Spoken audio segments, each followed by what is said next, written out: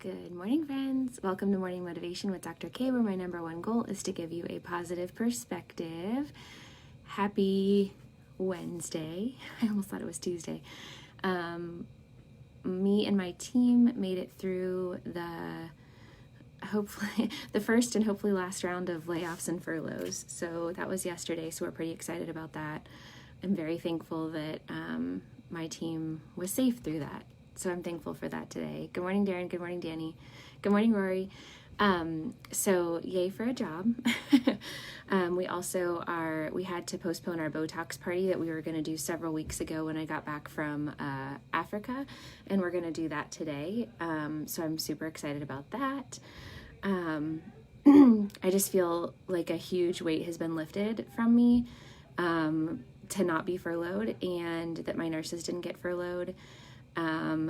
I know that some people did, and I'm not trying to minimize that, and I'm sorry if you were one of them, because I know that dozens, thousands, I guess, of people have been laid off, and I really feel for you, but I am very thankful that we got to keep our jobs. Good morning, Wendy. Good morning, Jasik. So what I wanted to talk to you guys about today is a statement that keeps repeating in my head. Your knowing will know. It was something that came to me when I was meditating a few days ago. And I very distinctly remember when I was in therapy a few years ago, my therapist said, "What do you want?" And I was like, "I don't know." And he said, "That's a problem. If you have checked in with yourself so little that you don't know what you want, that's a problem." And so I want to encourage you guys to strengthen your knowing muscle. And thank you, Wendy. And how do you do that? How do you strengthen your knowing muscle? Well, check in with yourself on the little things, like, what do I want for lunch? Instead of letting everybody else decide for you, ask yourself, what do I want? And I think it sounds silly and it sounds, minimal, but it's one of those things that, like, our inner Jiminy Cricket / Holy Spirit is a lot more profound than we give it credit. And to live our best life, we have to be in touch with our knowing. We have to be in touch with that inner guide that tells us something's wrong here or something's right here. Sometimes you make decisions that are scary. And Brene Brown says that when we stop doing things outside of our comfort zone, we stop living. And so it's important to do that. But also, how do you know the difference between making a decision that's scary that you're going to regret and making a decision that's scary that's going to grow you? Well, I feel like the difference is that your inner knowing will know that there is like an inner peace about doing things big and scary when it's the right thing for you to do. And there's a fear, this doesn't feel right kind of thing when you're trying to make a decision that's big and scary that you shouldn't be doing. But how would you recognize those feelings if you're not in touch with them? If you're not used to asking yourself, what do you want to do? And it's something that for years I stopped doing. I just did everything everybody wanted me to do. And what's interesting is the stronger that muscle gets, there are going to be times when you are asked inside, you feel like you're supposed to do really big things that make no sense to anybody else, like going to Africa. Everybody's like, what? And I don't regret that for 1 second. It was such a life-giving experience for me and for the people that I got to treat. But I just want to encourage you guys that if you really want to live your best, most authentic life, it starts with knowing yourself and knowing what your inner guide, whether you want to call it the Holy Spirit or whatever you want to call it, what that's leading you to do. Because so many of us go through life, like I'm reading this book here, let me show you, because I've talked about it like 17 times. Get this book. Oh my gosh, it's so good. But this book talks about how It's Untamed by Glennon Doyle. And it talks about how the world has all of these sets of rules and should do and should not do's. And it basically, like, we learn how to live our life based upon what society wants us to do and what people want us to do.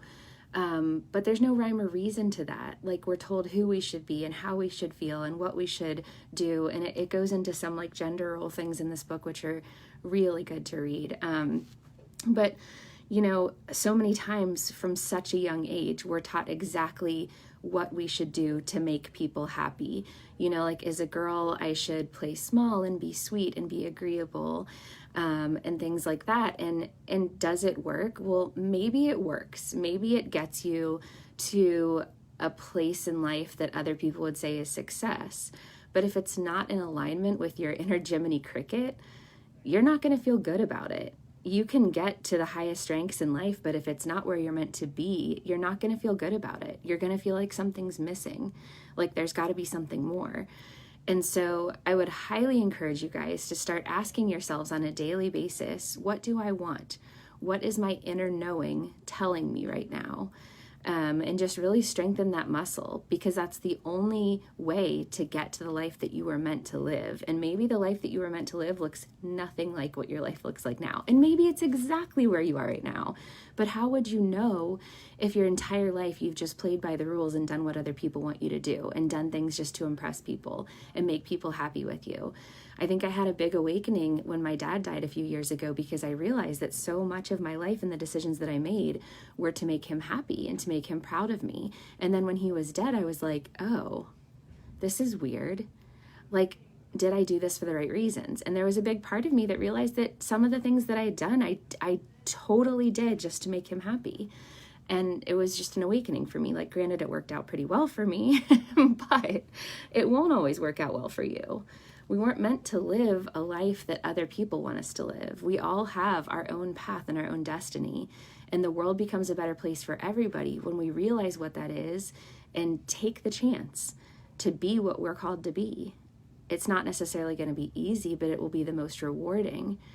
Darren says, use the word impress loosely. An example of me would be notoriously.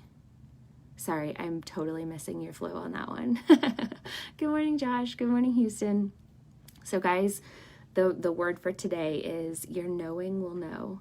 So check in with yourself when you're about to make a decision and you don't know what to do. How do you feel inside? Do you feel like a rapid heart rate and like nauseous and a knot in your stomach? Because that's probably not the kind of nervousness you should fly after. But do you feel excited, which is also a rapid heart rate and also a little bit of nervousness, but there's this freedom on the other side of it. There's this, like, even though this is crazy, I just trust it's going to be okay. Oh, okay. I got you, Darren. But you guys, if you don't check in with yourselves, you're going to wake up at 80 some years old, realizing that you lived your entire life on somebody else's agenda and you wasted your entire life not discovering who you were and who you were meant to be. Don't do that. We get one chance, right? Hey, Rebecca. So guys, your inner knowing will know. Trust that. Start listening to it, even with the little things. Like, what do you want for dinner tonight? Stop living your life on other people's territory, on what other people want from you. And it gets really easy to fly away from this. It's the little things every day. And maybe you have a job or have a relationship that in your heart you know isn't the right thing for you, but you just keep doing it. But there's just something that says, this isn't right. Maybe you should start listening to that, even if it's scary. Hey, Moss, good to see you. Long time no see.